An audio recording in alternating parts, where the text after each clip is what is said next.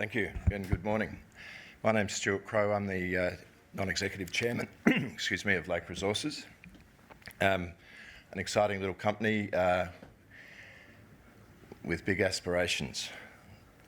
I've just got a disclaimer here. I will be making forward-looking statements. We are an exploration company and targeting production of lithium in Argentina.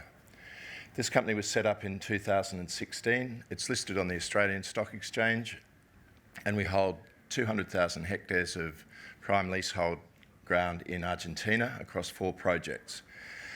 One of those projects is very well advanced, but we are in a really good area. Obviously, the Lithium Triangle, South America produces currently around 45 to 50% of the world's lithium, and there's a lot of activity in the areas where we're operating. As you can see here, in the near vicinity, we've got some of the biggest names in lithium in the world all around us. Our area's there with the little blue triangles, but next door to Lithium America, Ganfeng, Cauchari, Advantage Lithium. Just down the road from us is Galaxy and POSCO, and Livent down at Hombre Muerto. And across the border in Chile, we've got Albemarle and SQM with Tianqi at the Atacama. Fantastic areas, and we've seen some massive transactions in this region over the last 2 years.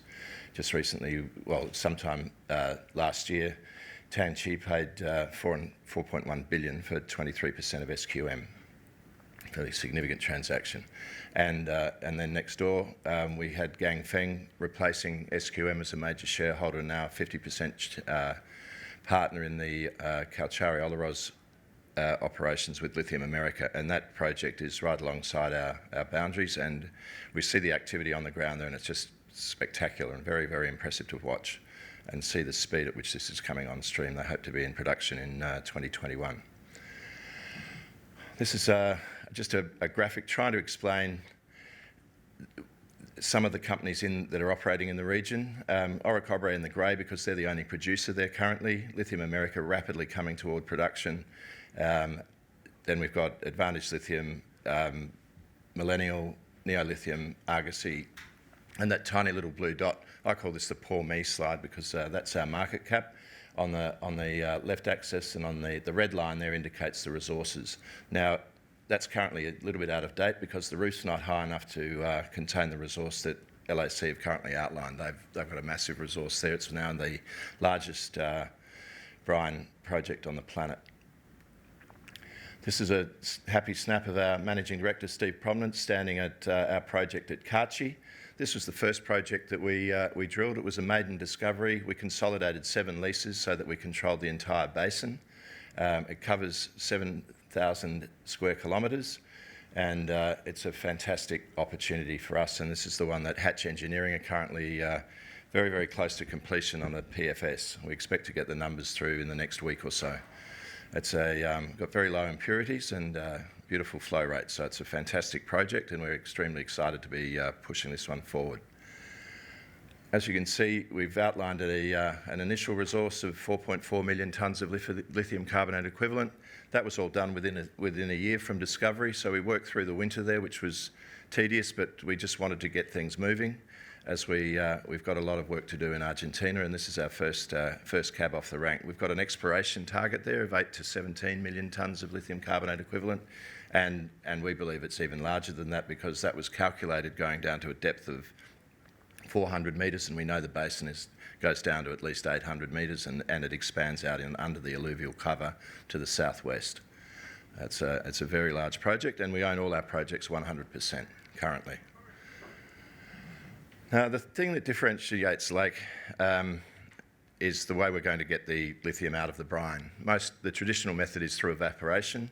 We're using direct extraction, and interestingly, we've just seen Livent do a deal with another method of direct extraction, and it seems to me that there's a lot more interest finally starting to come into the direct extraction process rather than the evaporation, and the reason for that is fairly simple. In this day and age of environmental concerns with mining particularly, something like that, which is the Atacama, where you've got masses of evaporation ponds evaporating the water to concentrate the brine so that they can extract the lithium. it leaves a scar, and that has caused community angst, and has also has caused those guys in Chile some problems because of the impact that is having on the water table. So what we're looking to do is use ion exchange, and this is the traditional method where you use an evaporation pond and take the concentrate through the plant and produce your product. Generally, concentrating the brines in an evaporation pond can take anywhere from 9 months to 2 years, subject to weather, of course, whereas with an ion exchange operation, has no impact. The weather has no impact, and it's an old and existing and tried and proven technology, ion exchange. Think of a desalination plant taking the salt out of water. What we're doing is taking the lithium out of the brine. The trick here, we're using a group out of California called Lilac Solutions that have a patented process with the beads that go into the columns in the ion exchange that hunts lithium, and it extracts lithium only. So what we do, and the speed to produce the lithium is around 2 to 3 hours. It's rapid and highly efficient. That's the other thing that I love about direct extraction. It's disruptive because of its efficiency. Evaporation ponds, great results are anywhere between 35 to 55% recovery. Using direct extraction, we're getting 80 to 90% recovery using Lilac's technique. And that means they're not leaving half our asset in the evaporation ponds as waste. So it's highly efficient, and it's a very, very pure product, and it concentrates, which makes it very, very attractive, and it gives us enormous optionality. So that once we bring in a development partner, we can opt whether we go to hydroxide or carbonate, or even to lithium chloride through processing to make lithium metal. But that again will depend on our partner and what they actually determine what they want to produce. Our PFS, as I said, which is due shortly, is working on producing lithium carbonate. That's pretty old news. We've had two other projects in the near vicinity.